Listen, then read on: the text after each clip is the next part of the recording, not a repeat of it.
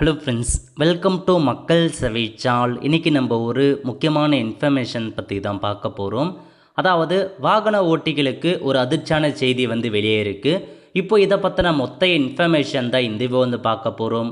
இந்த video skip பண்ணாமல் ஃபுல்லாக பாருங்கள். அது மட்டுமல்ல, இந்த வீடியோ நிறைய பேருக்கு ஷேர் பண்ணுங்க. ஓகே, அதாவது மத்திய அரசு சார்பில் ஃபாஸ்டேக்கான கட்டணத்தை உயர்த்துறாங்க. இதை குறித்து 15 மார்ச் 2026 அன்னைக்கு செய்தியை கொடுத்துருக்காங்க பாருங்கள். அதாவது 2026-27 நிதியாண்டில் ஃபாஸ்டேக் ஆண்டு அனுமதி பாஸ் கட்டணத்தை தற்போதைய 3000 ரூபாயிலிருந்து 3075 உயர்த்துவதாக தேசிய நெடுஞ்சாலைகள் ஆணையம் அறிவித்துள்ளது.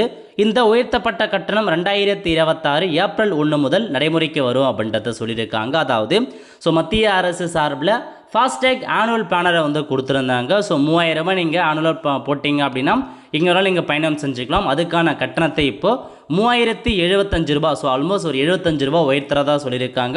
இது ஏப்ரல் 1 முதல் அமலுக்கு வருதுங்க. அதேமாரி இன்னும் என்ன சொல்லியிருக்காங்க அப்படின்னா 56 லட்சத்திற்கும் அதிகமான பயனுடன் தனியார் வாகன உரிமையுடைய ஃபாஸ்டேக் ஆண்டு அனுமதி அட்டை ஏற்றுக்கொள்ளப்பட்டு இது தொடர்ந்து அதிகரித்து வருகிறது அப்படின்றதையும் சொல்லியிருக்காங்க. இது இல்லாமல் பார்த்தீங்க அப்படின்னா உங்களுக்கு நிறைய இடங்களில் 5 to 7% வரைக்கும் ஃபாஸ்டேக் கட்டணம் உயர்வதாக சொல்லியிருக்காங்க. தமிழகத்தில் கிட்டத்தட்ட நிறையா இடங்களில் 5 to 7% வரைக்கும் ஃபாஸ்டேக்கான கட்டணம் உயர்த்தப்படும் அப்படின்ற மாதிரியும் தெரிவிச்சிருக்காங்க. இதுதாங்க உங்களுக்கான இன்ஃபர்மேஷன், நோட் பண்ணிக்கோங்க. அப்டேட் கொண்டு வந்திருக்காங்க, செக் பண்ணி பார்த்துட்டு இதெல்லாம் நீங்கள் தெரிஞ்சு வச்சுக்கோங்க. ஃபாஸ்டேக் ஆனுவலுக்கான கட்டணம் உயருது.